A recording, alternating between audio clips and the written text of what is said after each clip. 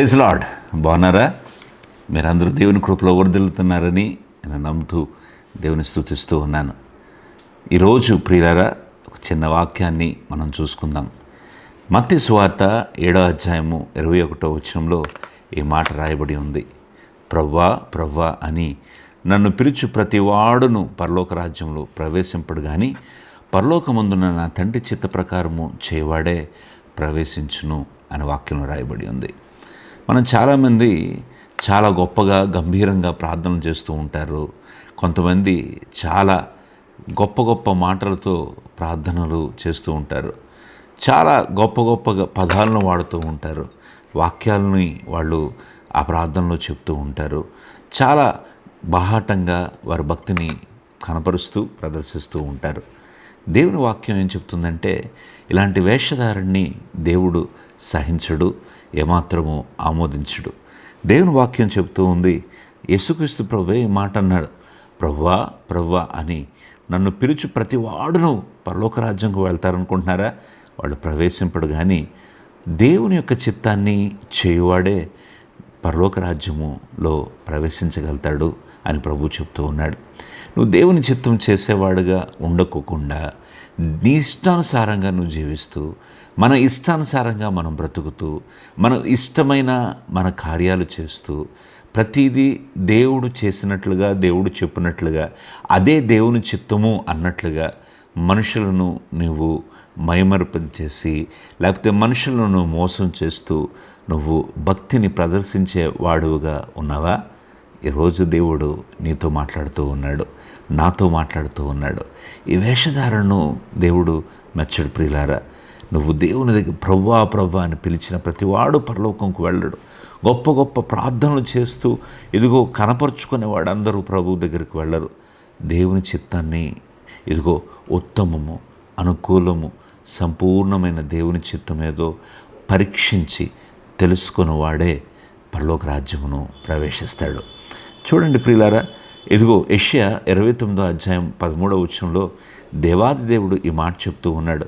ప్రభు ఇలాగు సెలవిచ్చుచున్నాడు, ఈ ప్రజలు నోటి మాటతో నా యొద్దకు వచ్చుచున్నారు, పెదవులతో నన్ను ఘనపరచుచున్నారు కానీ తమ హృదయమును నాకు దూరం చేసుకుని ఉన్నారు.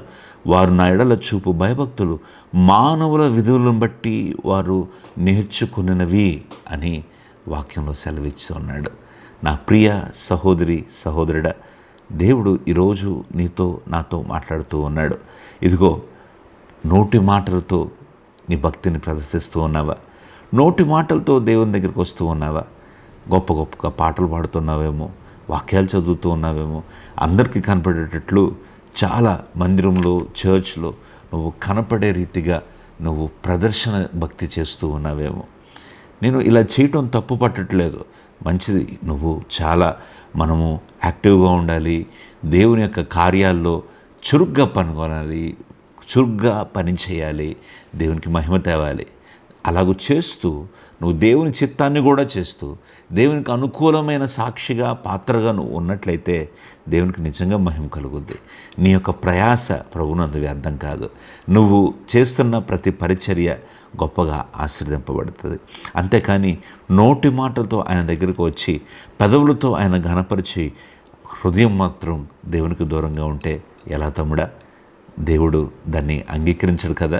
నీ హృదయం ఎలా ఉంది దేవుని ఎదుట?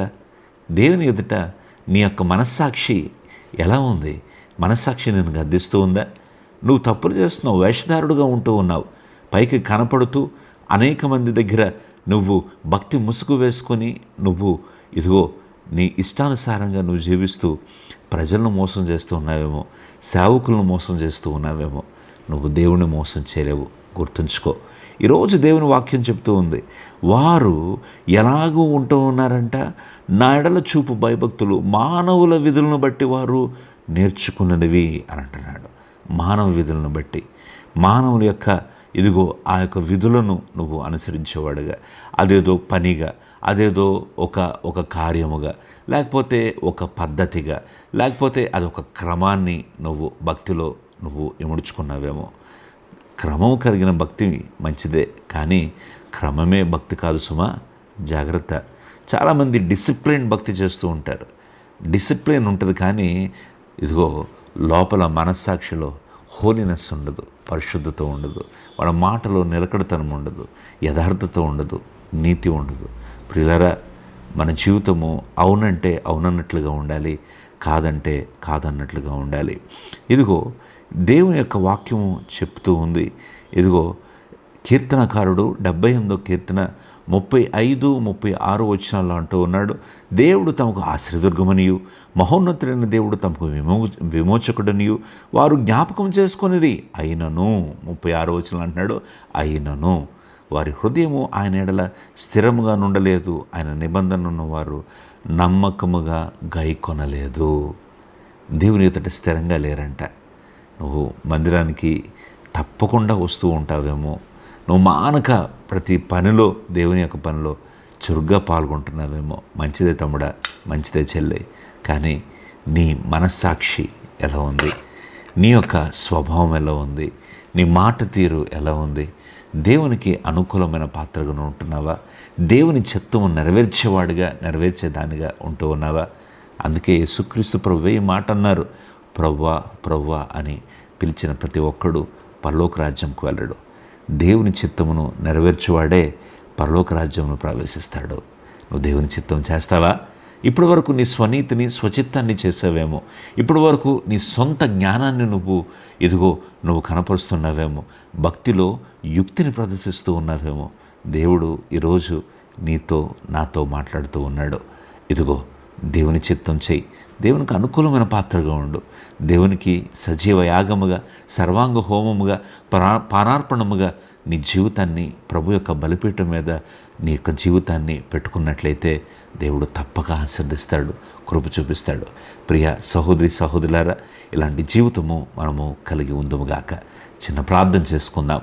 మహాపరిశుద్ధుడ, జీవము కలిగిన దేవ, ఈ వాక్యం ద్వారా మాతో మీరు మాట్లాడినందుకు వందనాలు.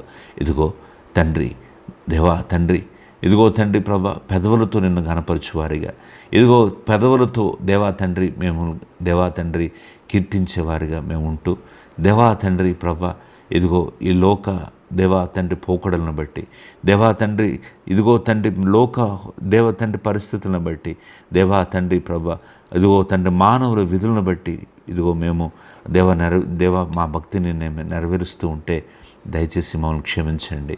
దేవా, ఎవరన్నా వేషధారణతో దేవా ఇదిగో వారిని వారు మోసం చేసుకుంటూ, మనుషులను మోసం చేసుకుంటూ, భక్తి అనే ముసుగులో ఇదిగో పరిశుద్ధత లేకుండా ఎవరన్నా ఉంటే దయచేసి వాళ్ళని జ్ఞాపకం చేసుకోండి. వాళ్ళు ఇప్పుడు ప్రార్థన చేస్తుండగా వాళ్ళని క్షమించండి, ఆశీర్వదించండి. యథార్థమైన జీవితము, యథార్థమైన బ్రతుకు, నిష్కళంకమైన బ్రతుకు, నిరపరాధంగా ఉంటూ నీకు మహిమను ఘనతను తెచ్చేవారుగా ఉండగలటకు సహాయం చేసి మీ చిత్తమే నెరవేరుస్తూ మీ పరలోకంలో మేము కూడా ప్రవేశించేవారుగా ఉండగలటకు సహాయం చేయమని యేసు నామమున అడిగి ప్రార్థిస్తున్నాము తండ్రి, ఆమేన్. ప్రియ సహోదరి సహోదరులారా, మీకు ప్రార్థన అవసరతలు ఉన్నట్లయితే, మీరు ఎలాంటి బాధలో, దుఃఖంలో, వేదనలో ఉన్నా తప్పక కాల్ చేయండి. స్క్రీన్ మీద కనిపిస్తున్న నంబర్కు మేము మీ కొరకు ప్రార్థన చేయడానికి మేము సిద్ధంగా ఉన్నాం. తప్పక కాల్ చేయండి. ఆ నంబర్ మీకు ఎప్పుడు కాల్ చేసినా మేము మీకు అందుబాటులో ఉండటానికి మేము ప్రయత్నం చేస్తాం. ప్రార్థన తప్పకుండా చేస్తాం. ఇదిగో దేవుడు మిమ్మల్ని దీవించునుగాక. మరలా వచ్చే వారం కలుసుకుందాం. అంతవరకు దేవుని కృపలో మీరందరూ వర్ధిల్లాలని ప్రార్థిస్తూ ఉన్నాను. God bless you. Praise lord.